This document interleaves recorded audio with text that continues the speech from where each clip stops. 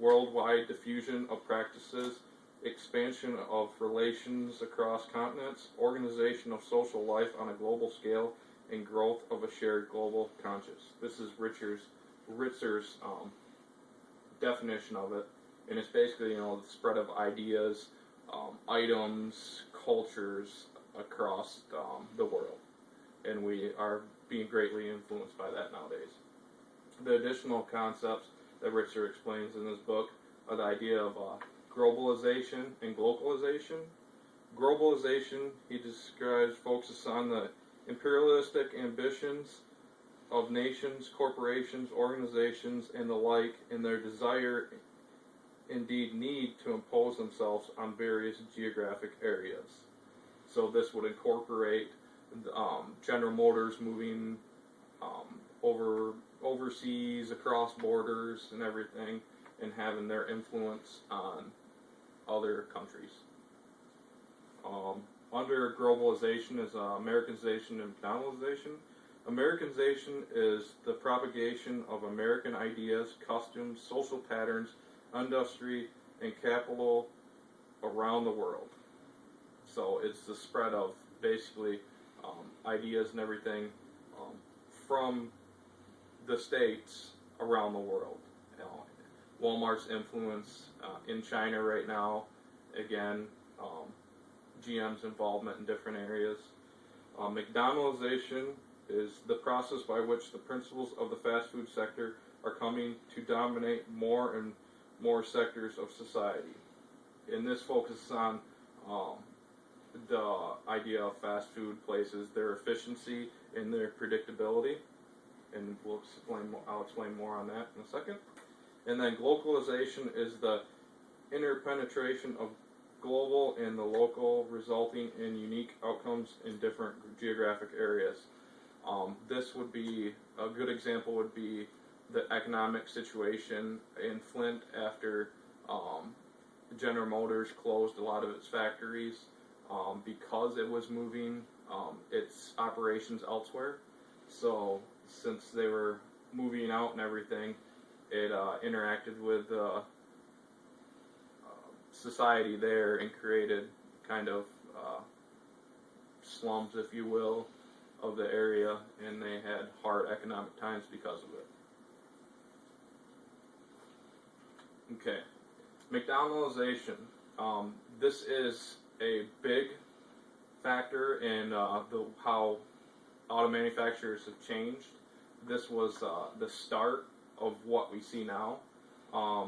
They moved from man-powered assembly lines to highly automated, which created the loss of many jobs. It made it so there was not need for a lot of skilled workers. The parts became more generic and interchangeable between vehicles to save them costs. So there wasn't specific modifications needed to assemble a vehicle. And then right now, online selling and research versus going to a car lot is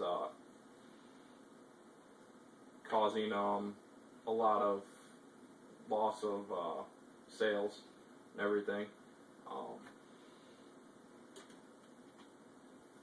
Then Americanization. Auto manufacturers are imposing their will on low-wage opportunities outside the United States, whether it be China, Mexico, and other countries such as. They're moving to non-industrialized countries, and therefore those countries are becoming more industrialized because they can, like I said, impose their will on the low wages and everything. And then vehicle design has changed a lot. We used to have more dramatic vehicle designs than we used to, and now we see a lot of the so-called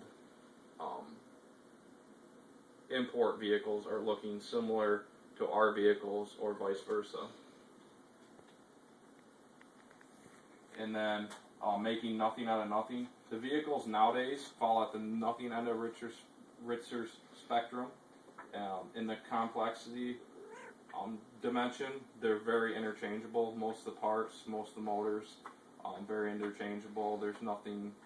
There's few specifics to specific models. On the spatial dimension, there's no longer any local ties.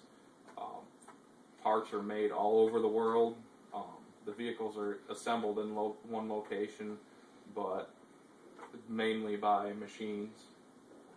Temporal, the vehicles are still tied to a specific year, but they aren't lasting as long as our other vehicles or past vehicles have.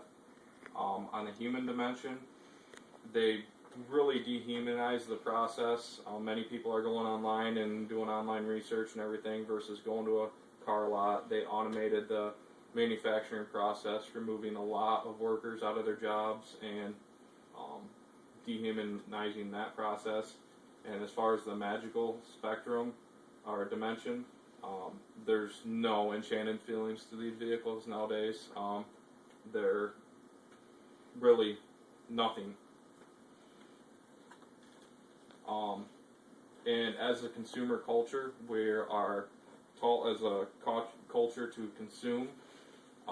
Just, with our example being our mobile phones and everything, we use them for a while, and then when a new technology comes out, we just throw them away and move on to the next best thing.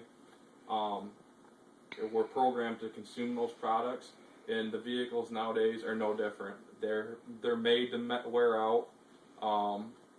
Parts become obsolete, and then we just send them to the scrapyard just like any other vehicle or any other item. We just throw them away, and this is why we're moving to a society that is more involved with nothing products than we have been in the past.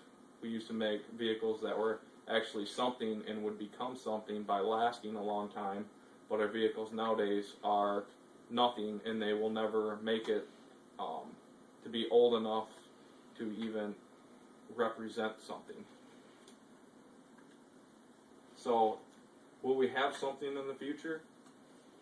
It's hard to tell. Vehicles aren't lasting, and they are made to wear out, and we as consumers are taught to consume.